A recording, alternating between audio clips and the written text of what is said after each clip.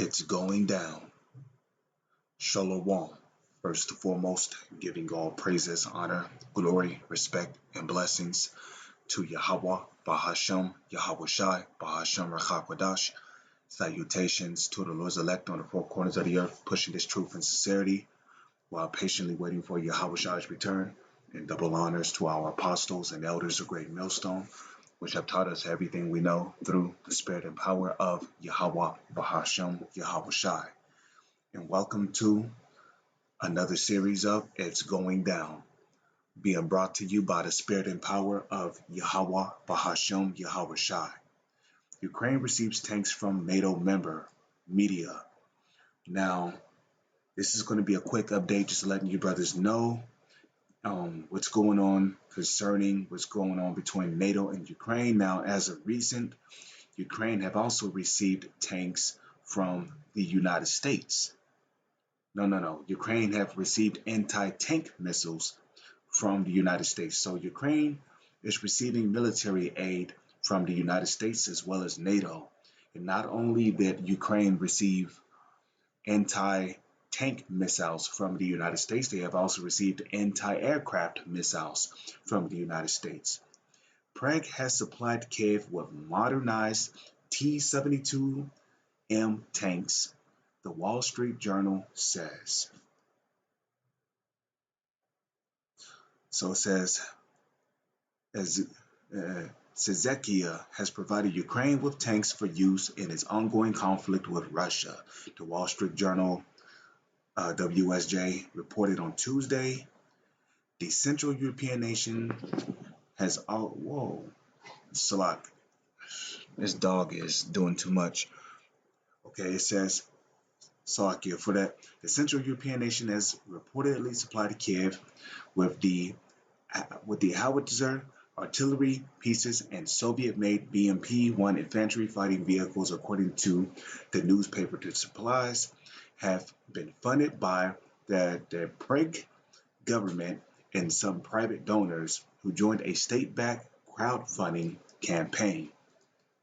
Western nations have been supplying Ukraine with weapons, ammunition, and fuel since shortly after the start of the Russian military attack in late February. Most deliveries to date have included portable anti-tank and anti-air missiles, as well as small arms.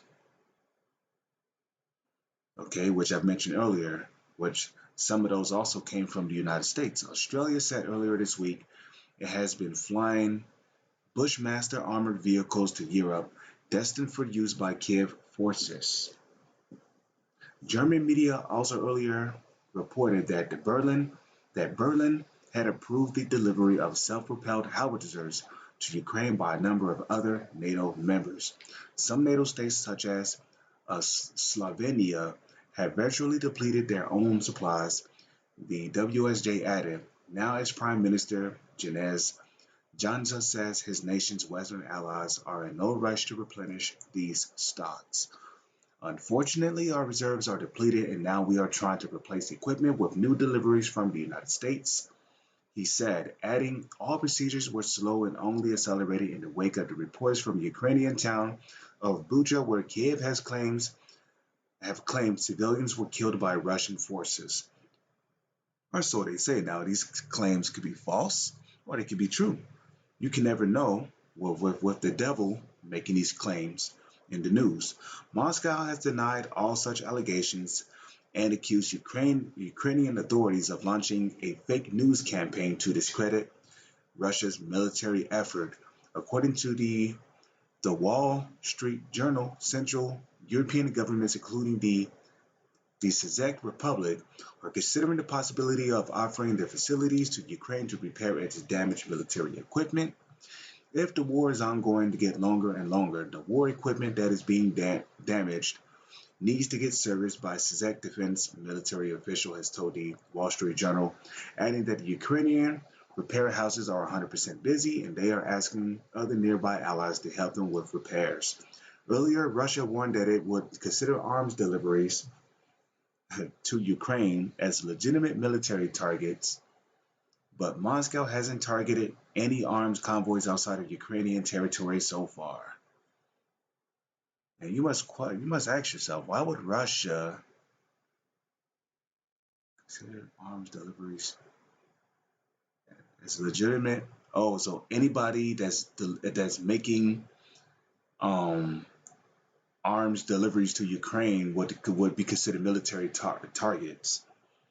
That includes NATO and the United States as being considered military targets if they aid Ukraine militarily wise. But Moscow hasn't targeted any arms convoys outside of Ukrainian territory so far. It has not commented on the potential response to NATO states providing equipment repairs facilities to Ukraine. Now, this is the book of Luke 21, verse 9. These are the words of Yahushua, who the world ignorantly calls Jesus. But when ye hear of wars and commotions, be not terrified, for these things must first come to pass, but the end is not by and by. Here's your example of hearing of wars and commotions. The fact that Ukraine is receiving military aid from the United States and NATO. We're hearing of wars and commotions, right? Which technically, if a country is giving military aid to another country, that is technically considered an act of war, as you can clearly see. That would be considered an act of war, which would technically make the United States as well as NATO potential military targets of Russia. Okay, Matthew 24 and 6, and ye shall hear of wars and rumors of wars. See that ye be not troubled, for all these things must first come to pass, but the end is not yet. So we're hearing of wars and rumors of wars, right? They're saying that Russia has not attacked military targets outside of Ukraine yet, but those are just rumors of wars. So with that, I must say, Lord's will, you were informed through the spirit and power of Yahweh Bahashem Yahushai. Shalom, and on to the next one.